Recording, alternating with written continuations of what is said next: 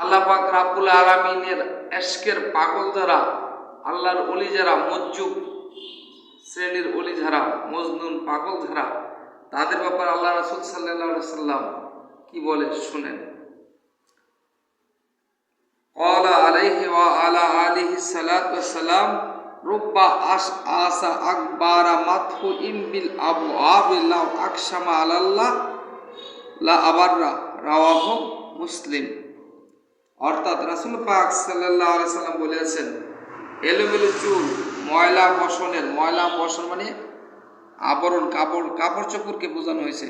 ময়লা বসনে এরূপ বহু ওলি আছেন যাহাদিগকে মানুষ দরজা হইতে তাড়াইয়া দেয়, অথচ আল্লাহর নিকট তাহাদের এত মর্যাদা যে তাহারা কোনো বিষয়ে আল্লাহর কসম করিয়া বসিলে আল্লাহ তাহাদিগকে কসম মুক্ত করিয়া দেন, অর্থাৎ তাহাদের দাবি মানিয়া লন। মুসলিম শরীফের হাদিস। অর্থাৎ এই হাদিসটি দ্বারা মজ্জুব শ্রেণী, পাগল যারা, মাজনুন যারা, পাগল, মজনুন মানে পাগল, মজ্জুব মানে অনেক ওলি আল্লাহ আছে যারা বিয়ে শাদী করছে না, পাগল তাদেরকে বুঝি।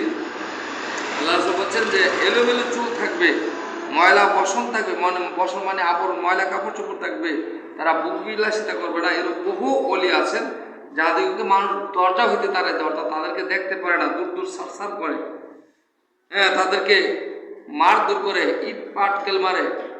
এখন যেমন আমরা অনেক সময় দেখতে পাই ওলি আল্লাহদের মাজারে অনেক পাগল ফকিরদেরকে মানুষ অত্যাচার করছে।